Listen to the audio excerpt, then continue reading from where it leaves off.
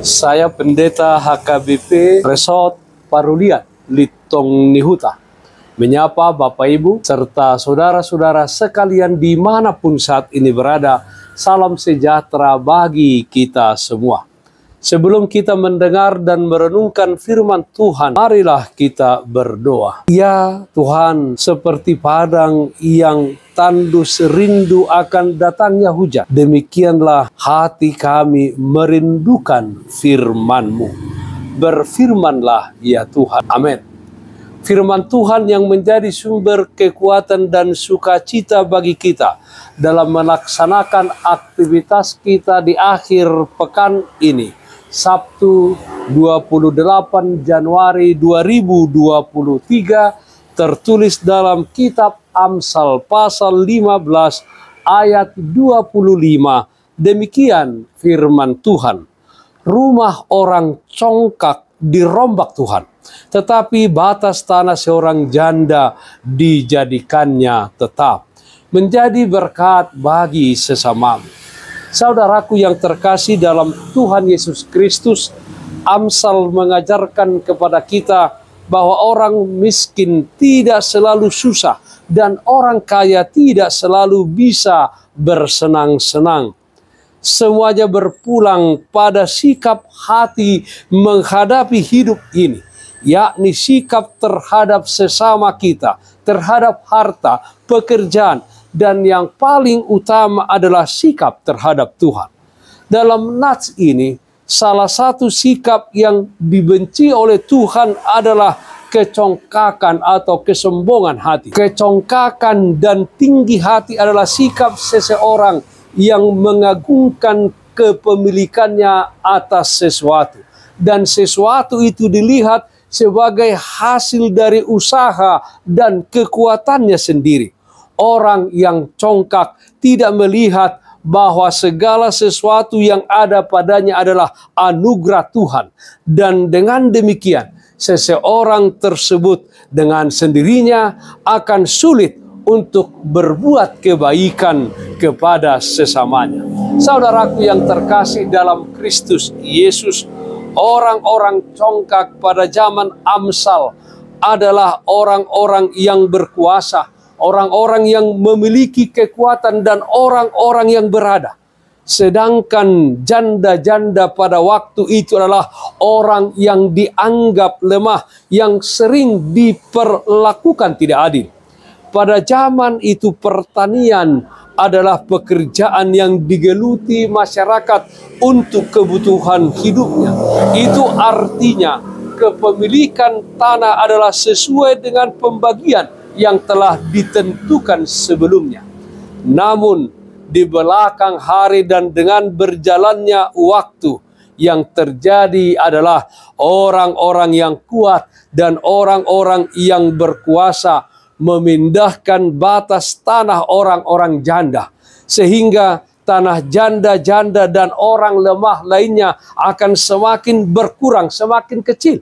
Sedangkan tanah orang-orang yang kuat dan penguasa akan semakin luas. Penulis kitab Amsal ini mengatakan bahwa Tuhan akan bertindak, bahwa Tuhan tidak akan mendiamkan segala bentuk ketidakadilan. Firman Tuhan berkata, rumah orang congkak dirombak Tuhan, tetapi batas tanah seorang janda dijadikannya tetap. Renungan hari ini. Saudaraku yang terkasih dalam Kristus Yesus, hingga saat ini masih sering terjadi seseorang itu untuk memperkaya dirinya sendiri, mengambil hak-hak dan milik orang lain. Memang ada hukum di dunia ini, namun hukum tersebut bisa memutuskan sesuai dengan keinginan penguasa, keinginan yang kuat, dan pemilik modal yang banyak. Firman Tuhan ini mengajarkan kepada kita keberpihakan Tuhan kepada orang-orang yang mengalami ketidakadilan dan penindasan.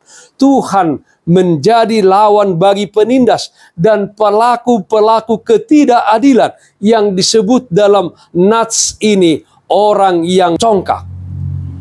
Oleh karena itu, saudara-saudaraku, milikilah hidup di dalam kerendahan hati. Beradalah di pihak Tuhan dengan membela orang-orang yang tertindas, membela orang-orang yang mengalami ketidakadilan.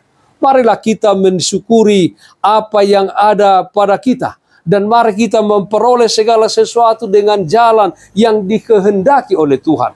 Apa yang ada pada kita saat ini adalah berkat dan pemberian Tuhan yang harus kita pergunakan untuk kemuliaan namanya. Jadi selama kita hidup di dunia ini, menjadi berkatlah bagi sesamamu. Amin. Mari kita nyanyikan Bukwende 792 ayat 1. Pasu-pasu hami o Tuhan. Pasu-pasu hami o Tuhan, sayu sehonda memi.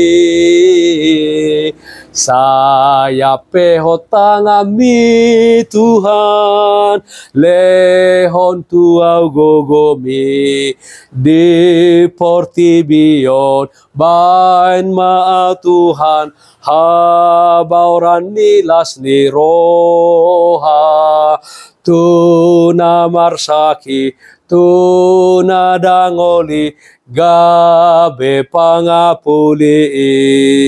Pasu-pasu hami o Tuhan, sayu sehonda memi.